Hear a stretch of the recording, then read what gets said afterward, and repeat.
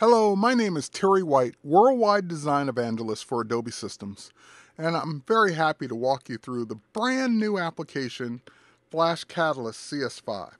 Now, Flash Catalyst is a design tool for designers to create interactive content, components, widgets, front ends, applications without having to write a single line of code. The beauty of it is that you start with the environment you're most comfortable with. You mock up your illustrations or your applications inside of Photoshop or Illustrator, and then you can bring them right into Flash Catalyst and make them interactive. Or, of course, you can start with a blank document if you're adventurous and want to start with a blank page. However, in my case, I will start with an Illustrator file. I've got a nice Illustrator file here of my mock-up for my interface, all set and ready to go. Once I tell it to bring that in, it will match the artboard of my Illustrator file and create a Flash Catalyst project that's the exact same size that it needs to be. So again, as long as I start with Photoshop and Illustrator, I'm halfway there. I've got everything, and it recognizes all the layers and layer sets. It brings in everything just as if I had done it inside of Illustrator. Now, the first thing we're going to do is we're going to zoom in and we're going to take a look at how we can create a working scroll panel. Now, the first part of the scroll panel is we need to create a scroll bar. Now, the scroll bar that we're going to create is actually going to be out of these graphics. That's right, we're just going to take two graphics that were done in Illustrator and we're going to convert them into something usable. So we'll just go ahead and go to our heads-up display and we'll choose that we want that to be a new vertical scroll bar. Just that simple. Now, of course, we're not quite done yet because Flash Catalyst needs to know something about the scroll bar. It simply needs to know what's what.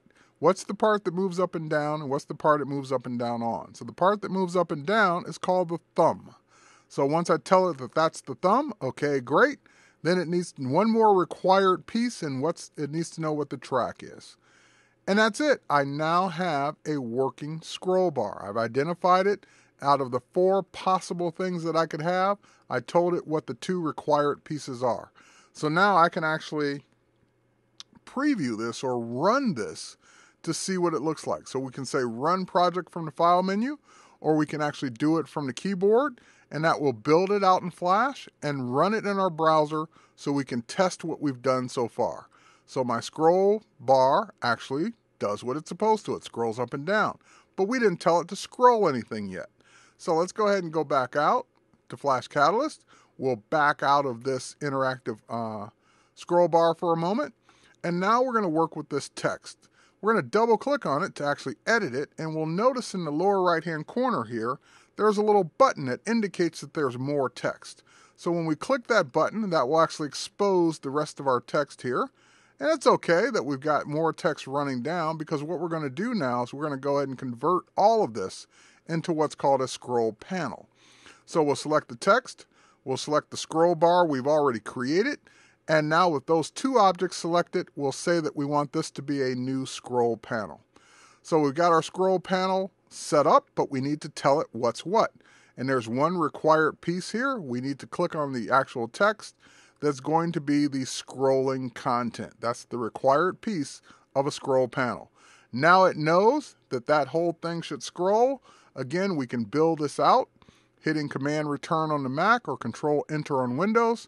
That will build out a Flash file that we can actually look at in our browser, and we can test to make sure our scrolling content works. Great, fantastic, perfect, I love it. All right, so now let's go ahead and go back to Flash Catalyst. And inside of Flash Catalyst, we'll back out of this area that we were working on, and we'll zoom out a little bit, and now we're going to scroll up. And we're going to work on the buttons here that we actually want to be buttons to navigate between our pages. So we'll go ahead and twirl down this top button area. We'll select all of the pieces that make up that first button.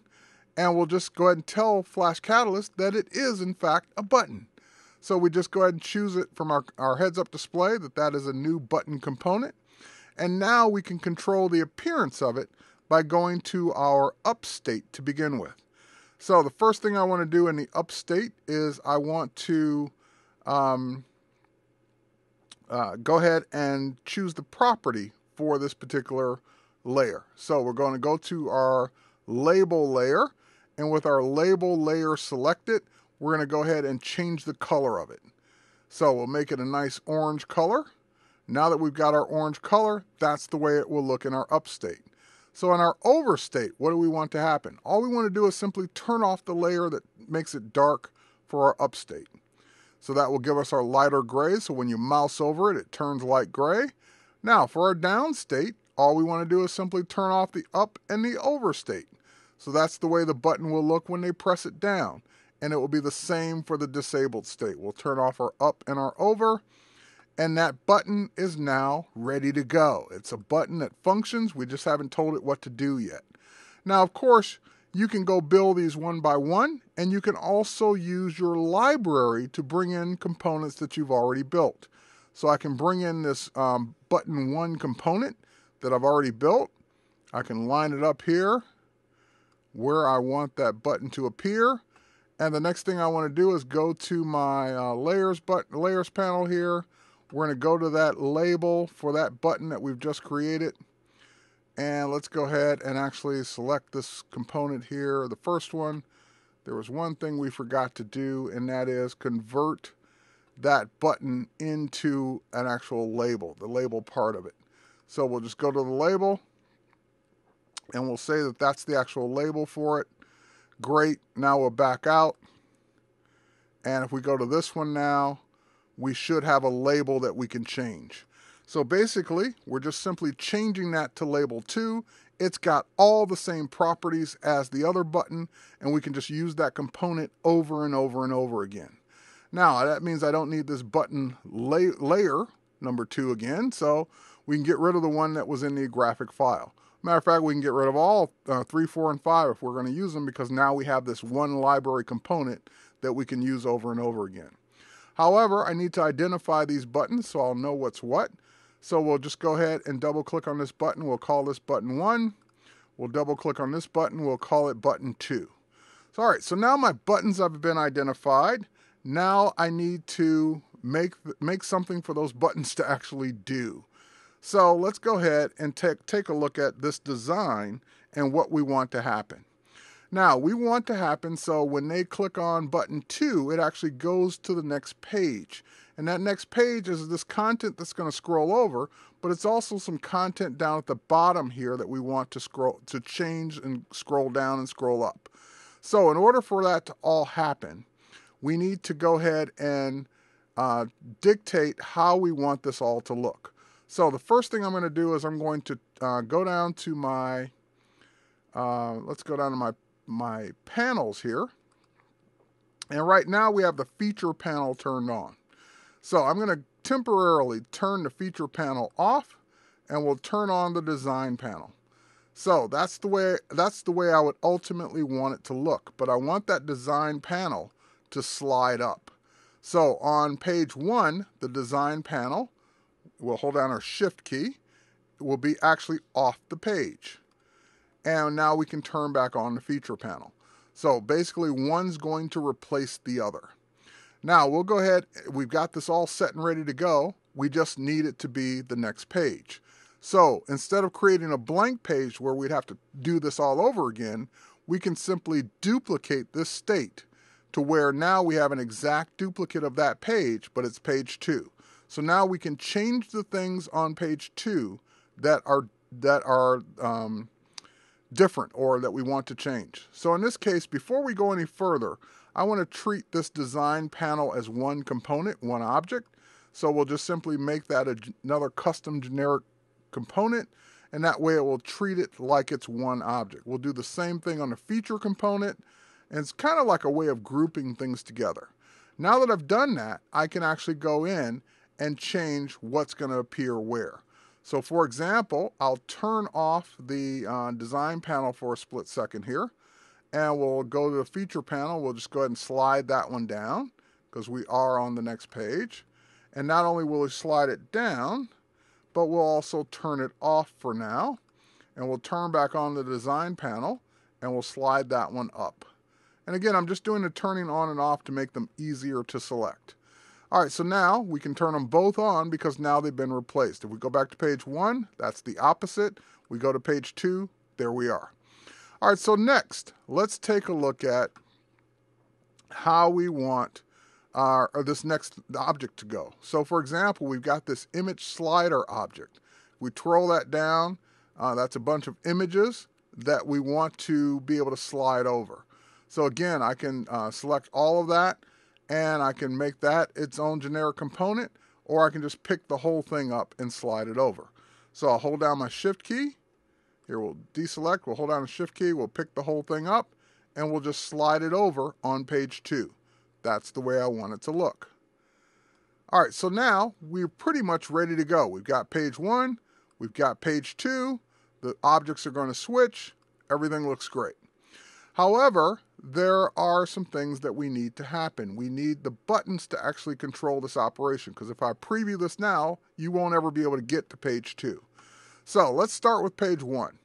On page 1, what I want to happen is when you click the second button, I want it to switch over to page 2. So that's pretty easy. We select the second button, we say Add Interaction, on click, play transition to state, choose the state, page 2. And of course that can happen whenever you're in any state. You should be able to click on the number 2 to get to page 2. Great. All right, however, on page 2, I want that to be, the button for page 1 to jump to page 1. So let's go ahead and add that interaction. And we'll say choose state, page 1, and when you're in any state. But here's the catch. On page 1, I don't really want to see button 1 because you're already there. So I can actually disable that button for that page. Same thing, when we go to page 2, I can do the same thing. If we jump over to page 2, I can say that that button is disabled. All right, so now we've got these buttons in place. They will actually only work, and of course it's showing the disabled state now. They will work on the pages they're supposed to work on. It will go where I need it to go. If we preview this now, there is going to be one issue that I still need to resolve. But let's take a look at it. We'll run it, we'll build it, we'll have it go out to the browser, and our rollover works, great. We click, it jumps, great, but that's just it, it jumps. I want something cooler than that, so let's go back to Flash Catalyst, and now it's time to look at our timelines. In our timelines, it's already built the transitional states from page 1 to 2, from page 2 to 1. However, when I click on page 1 to 2, those are all the things that change. I want them to change smoothly. So I'm going to go ahead and say smooth transition between everything that happens on page 1 to page 2, and that will put a half-second smooth transition between all of those objects. We'll do the same thing. We're going back from page 2 to page 1. And so Flash Catalyst has built all of that for me. And now we'll just go ahead and build it out one more time. We'll say, let's look at it in the browser. And now what I should have when it comes up is the original layout. But now when I click a button, it smoothly goes from one to the other. It no longer just jumps. So my panels are switching the way they're supposed to. And this is so cool to be able to do all of this without writing a single line of code. All right, so now the next thing we need to do, and let's see if we're done with this particular layout here. I'm just looking at my notes real quick. And yes, there is one more thing. So let's go back to Flash Catalyst and let's talk about the Illustrator integration. So when I go back here to page 1, I can select this graphic and I can see that it's called the top background graphic. When I hover over this, well, this graphic is, oh my God, it's made up of a million little pieces. Well, of course, if I want to change it, I can do some of that inside of Flash Catalyst. I can go through and every other one change the color. But guess what? That'd be a lot easier to do inside of Illustrator itself. So rather than having to do it piece by piece here inside of Flash Catalyst, I'll just right-click on it and I'll say Edit in Adobe Illustrator CS5. That will take me over to Illustrator. I'm in Illustrator CS5. I can select that group. I can even run the live color command on it. I can double-click one of those color swatches. I can now pick a nice dark orange to go with this. And we'll go ahead and click OK, and it will build that out. I'll click OK. We'll click Done, and that will now return it back to Flash Catalyst and update the artwork. Round tripping between Illustrator and Flash Catalyst works great. All right, and of course I can make it the same in all the other states as well so that we get the same look and feel. All right, so now we've got that in place. Now, let's say we were done with this. Of course, we would build out the other 3 pages, but I think you got the idea. So if we were done with this, what would our options be? Well, actually, you can publish to Swift or Air directly outside of Flash Catalyst. So I can say, you know what? I want to put this in a folder on my desktop. So let's go to the desktop here, and we'll do the Flash Catalyst output folder. And I want to build this for accessibility. I want to make it so it works in a browser. I want to make it so I can view it offline on my desktop. And I want to build an Air application. That's right, a standalone, rich internet application. So we'll go ahead and just build that out. And it's making all of those versions as we see the progress bar go by, including the Air package installer. Fantastic technology in Flash Catalyst in the premium suites. All right, so now we'll go out to our output folder, and there's the folder containing all of the various versions that I told it to build, including the Air version. So we'll just go ahead and install this version, and we'll replace the one I did earlier. That will not only install it, but it'll launch it. I have a now standalone application that works either in the browser if I load the browser version, or I could ship this off to anybody on Mac or Windows, and they would be able to interact with it, and in this case, even scroll my content. That's right, scrolling content, interactivity, all built without writing a single line of code right in front of you. So as you can see, that's pretty powerful in and of itself. All right, so next thing we're going to do is we're going to work with a different application that's even more sophisticated. So I'm going to close this project. Actually, we'll just open up another project. It will ask us to close this one. Flash Catalyst is one project at a time currently. And what we want to do is we want to go to our Rich Internet Application Starter. So we're going to open up a different project. This one's kind of like for placement only. It's got some things in it already. And we'll just go ahead and get that open, and then we'll start to build some of the content on this page. Now I'm going to zoom out because we're looking at it at a nice large size here. And we're going to go ahead and we're going to build or look at the pages for this particular application. So in the sub pages, I didn't mean to zoom out quite that far. In the sub pages, what we're going to do is we're going to double click on this background component. We'll go into it. And what we want to do here is we want to set up what this is going to do when someone looks at our reviews. So we'll go in and let's see here. We'll double click one more time here. And what we want to do is we want to get to the reviews area of this particular component. So I want to go in and there we go. We got the reviews button. Let's go back.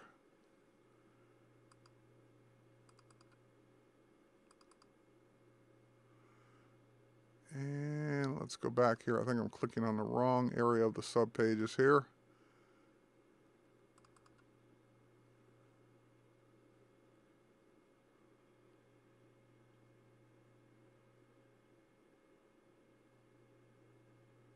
Okay, so let's go ahead. Now we're on our layers panel. I was looking at the wrong thing here.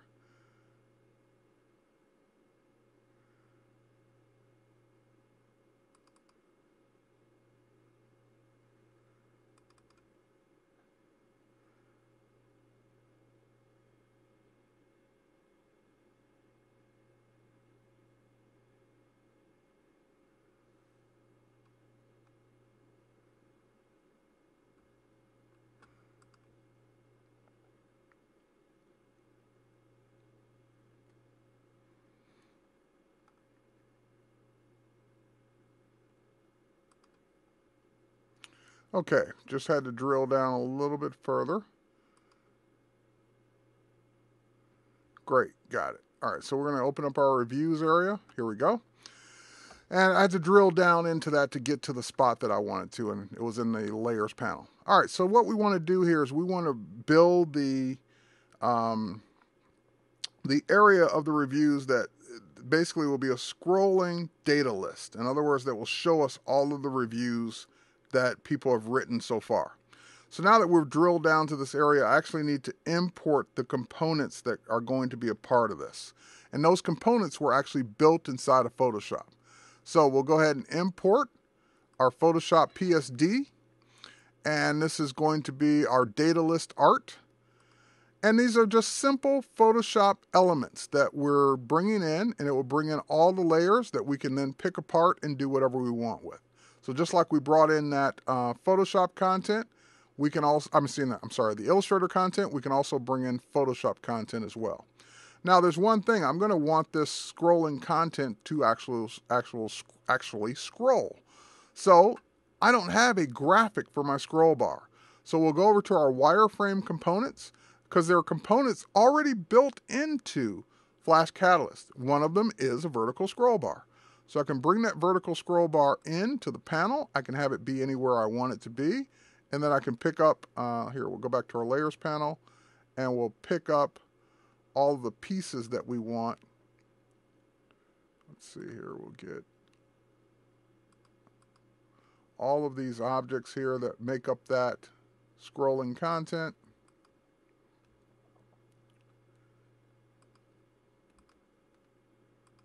We'll just select them here in the layers panel. Got our icon, we got everything set. Now the only thing I don't want to do at this point, actually no, we'll go ahead and do it. So we got our scroll bar, and the only thing we need to do now is we need to convert all of this into a data list. So we've got our heads up display, we'll say convert that into a data list, and we'll just click OK, and we got our data list component. Now, of course, it needs some more information. It needs to know what part of this is repeating. So when I say edit, it's going to let me, again, pick all of the things. And I can say pick everything, but the one thing that's not repeating is the scroll bar. So I need to turn that particular layer off and just say that everything else in there is repeating. So we'll go ahead and say that those are all repeating items. And now we've satisfied our data list. And of course, the data list is going to replicate this at least 5 times, I believe, by default. We'll say that we don't want it to scroll down quite that far. We just want the first 2 to appear. Now, of course, they're all the same, and we need to go in and tell it what's what. So there's a design time data panel, and that design time data panel shows us our individual pieces. So it shows it kind of like in a spreadsheet. So the first one, we'll click the image. We can go ahead and choose a different image for that that second review, actually. And now that we, let's see if we can find a good one here. We got our home thumbs. There we go. We got our reviews there. We'll click that one. That'll be our second one. And then, of course, we can change the second image, third image, but more importantly, we can also change the text. We'll say it's kind of loud there, but fun. And that will be the review from Terry. And as you can see, it's updating that as we go. We can do one more just for the sake of argument here. We'll click one more image here. We'll scroll down.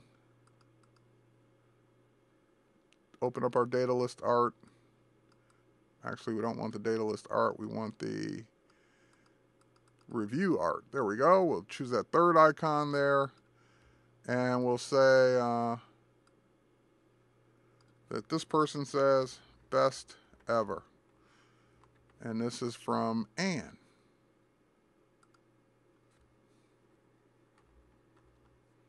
And let's see, did I lose anything here? I think I changed the one I was already working on here. Nope, it's there. Okay, good. So we got everything in place. We have all 3. Now we can back out of this. And we'll back out. Actually, we can play this now, so we can look at this entire thing. So we'll build it out with a command enter on or command return on Mac, control enter on Windows, or running it from the file menu. Now, of course, we're going to have to drill down to where this is once it opens up in the browser, because this is not the first page. So it's opening in the browser now. And why is this blank? Well, you'll find out in a moment. Okay, so then we can drill down to more information on Gary's Kari there. Now we get to our review, and guess what? There's our reviews. Those are the things we told it to do. So it works great. Our data list is perfect. We can go ahead and update those anytime we want. All right, so now let's go ahead and go back. We've created our data list. We made a scrolling data list, basically using one of the wireframe components. The next thing we want to do is just talk about for a minute that we also have some great layout capabilities inside of Flash Catalyst. So under the View menu, you obviously have the ability to show rulers, which we were working on already. You can also show a grid to kind of keep things aligned. I'll turn the grid back off now. And of course, with your rulers, just like inside of Illustrator and Photoshop, you can bring out guides to align things better. So guides are great, work great inside of Flash Catalyst, and I think you'll find them very useful to help you lay things out. Now, we need to go back to our start page here. We were in the subpages category. And on our start page, that's the page that came up blank, and we need to actually put something there. So we're going to go to our timelines area here, and on our start page, we're actually going to import something. We're going to import a video. We want a video to start off this particular application. So we'll say import video and sound. We'll go grab a Flash video file. We'll grab the intro, and we'll bring that intro in, and it's going to come in just like a standard video. So it's got a controller and everything on the bottom. Well, you know what? We don't want people to actually have to click on this and control it. We want it to autoplay. So we'll say that it has no video controls, but it does autoplay. All right, so now that we've got this in place, the next thing we need to do is we need to actually control the size of it and placement. So I'm going to go ahead and change the size of it in my properties panel here. We'll make that 955 pixels wide, and we'll change the height to 635. All right, so now, of course, it's not centered, so we just right-click on it. We can align to the horizontal center, and we can align to the vertical center. And basically, it's put it right dead center of our layout. Now, the next thing is we don't want it to look like it's, just flat there. We want to actually have it play within a window. So we can drag it down in the layers panel in between the video overlay and background layers. So that kind of gives it a frame around it. It's all been masked, and this has all been done inside of Illustrator or Photoshop. So now the next thing is, let's go to our timeline here. And we have some various timelines here, and on application start, it's going to play some background music.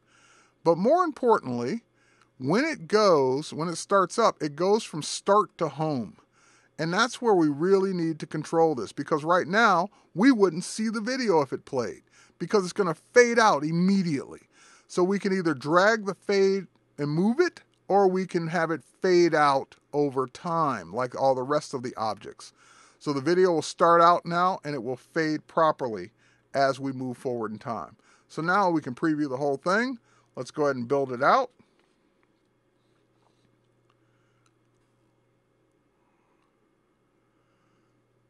And we should see our video in the browser. Should be the first thing we see before it fades out to the home page. Great.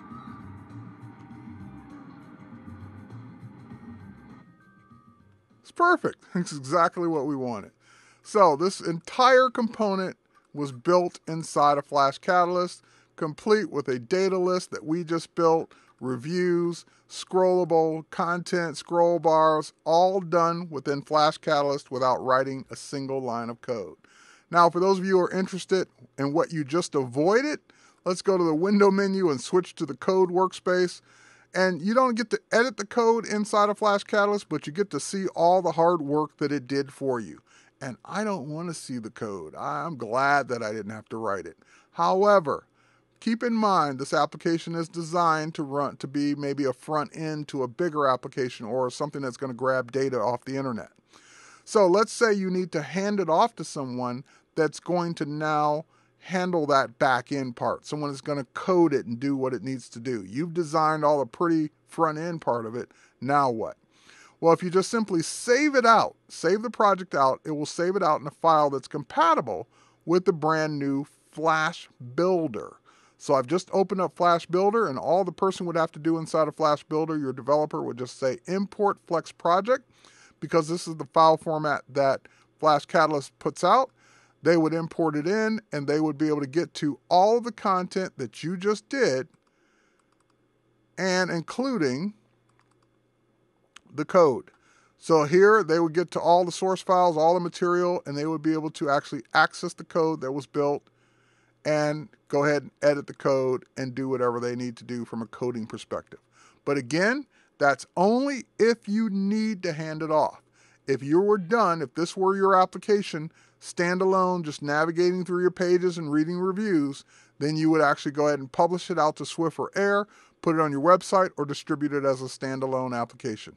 So that's Flash Catalyst, enabling designers to really create fantastic interactivity and content and design, starting with Photoshop and Illustrator files, picking them apart, animating those layers, well, not really animating, but controlling how those layers will appear, putting transitions in, making buttons, just having a great time creating interactive content without writing a single line of code. That's my time. Thanks for watching. Hope you enjoyed Flash Catalyst as much as I did.